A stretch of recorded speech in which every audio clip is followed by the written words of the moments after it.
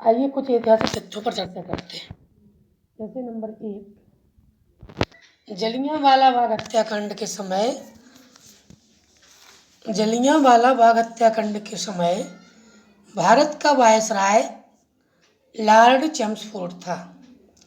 यह हत्याकांड general O Dyer ने करवाया था। ठीक है। और जलियांवाला बाग हत्याकांड हुआ था 1919 में। इसका अर्थ है कि जनरल ओ डायर 1919 में था। ठीक है। नेक्स्ट देखते हैं। भारत छोड़ो आंदोलन सन 1942 में शुरू हुआ था। अक्सर पूछा जाता है भारत छोड़ो आंदोलन कब प्रारंभ हुआ, तो क्या आंसर होगा इसका? 1942 में प्रारंभ हुआ। नेक्स्ट, महात्मा गांधी ने दांडी यात्रा अहमदाबाद से प्रारंभ की थी। ठीक है। नेक्स्ट, कलिंग युद्ध के नरसंहार से दुखी होकर सम्राट अशोक ने फिर कभी युद्ध न करने का निश्चय किया।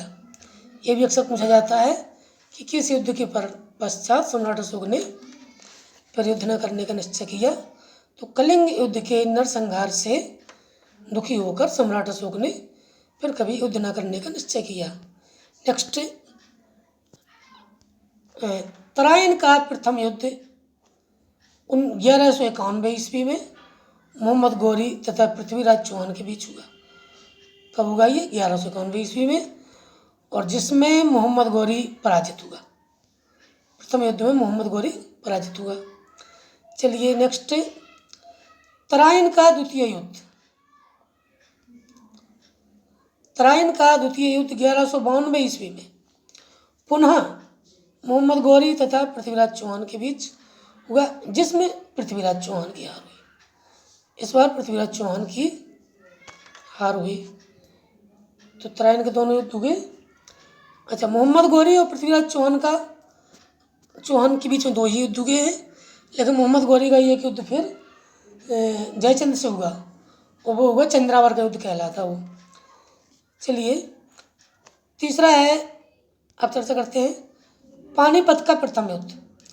पानीपत का प्रथम युद्ध 1526 ईस्वी में बाबर व इब्राहिम लोदी के बीच हुआ, और बाबर ने इब्राहिम लोदी को हराकर भारत में मुगल साम्राज्य की नींव डाली। तो इसका अर्थ है कि 1526 ईस्वी से मुगल साम्राज्य की नींव भारत में पड़ी। नेक्स्ट, पानीपत का द्वितीय युद्ध 1556 ईस्वी में हुआ, जिसमें अकबर ने हेमू को हराकर अफगान शासन का अंत किया तथा मुगलों का रास्ता निष्कंटक हो गया। अर्थात फिर मुगलों को कोई समस्या नहीं आने वाली थी। सारी समस्याओं का अंत अकबर ने अफगानी जो हेमू था उसको हरा के कर दिया, और दिल्ली पर अकबर का फिर साम्राज्य स्थापित हो गया। अब पानीपत का तृतीय युद्ध। पानीपत के तृतीय युद्ध जो 1761 ईस्वी में हुआ, 1761 ईस्वी में हुआ, अहमद शाह अब्दाली ने मराठों को हराया। इस हार से मराठा शक्ति को जबरदस्त धक्का लगा। ठीक है।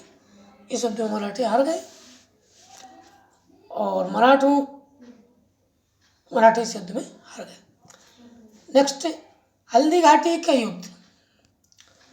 हल्दी घाटी के युद्ध में 1576 ईस्वी में अकबर ने महाराणा प्रताप को पराजित किया, जिससे उन्हें अरावली की पहाड़ियों में शरण लेनी पड़ी।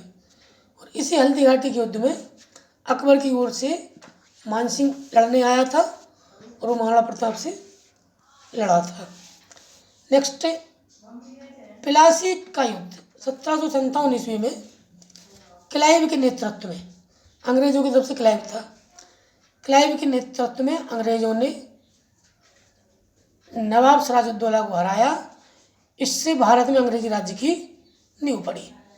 यानी प्लासी के प्रथम युद्ध से भारत में अंग्रेजी राज्य की नींव पड़ी। और प्लासी का प्रथम युद्ध कब हुआ था? 1757 ईस्वी में। 1757 ईस्वी में। चलिए नेक्स्ट चर्चा करते हैं बक्सर का युद्ध। बक्सर का युद्ध सन 1764 ईस्वी में। कब? 1764।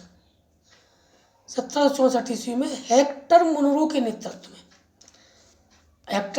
नेतृत्व में अंग्रेजों ने मीर कासिम, शुजाउद्दौला तथा शाह आलम द्वितीय की संगठित सेना को हराया। इस विजय ने अंग्रेजों को भारत में सर्वोच्च शक्ति बना दिया। यानी तीनों के तीनों हार गए थे। अंग्रेजों की तरफ से लड़ रहा था हेक्टर मुनरो, ठीक, और वो तीन जो थे मीर कासिम और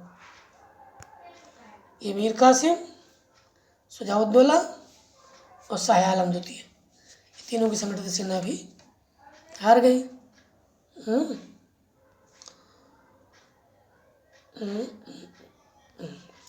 हाँ, नेक्स्ट भारत पाक युद्ध। भारत पाक युद्ध 1965 ईस्वी में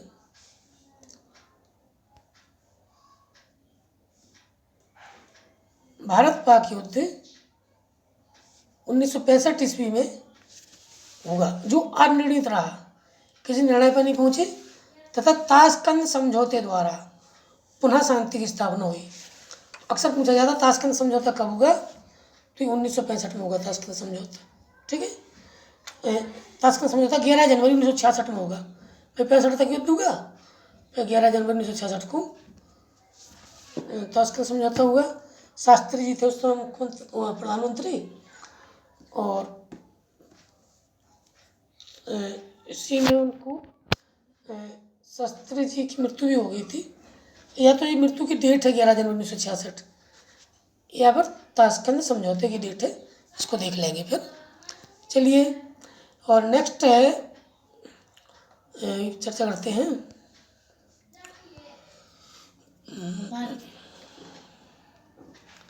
हाँ, पढ़िए आप, पढ़िए, नेक्स्ट देखते हैं। भारत पाक युद्ध 1965 ईस्वी में अनड़ित रहा तथा ताशकंद समझौते द्वारा पुनः शांति स्थापित हुई। हाँ, भारत पाक युद्ध पढ़िए 1965 ईस्वी में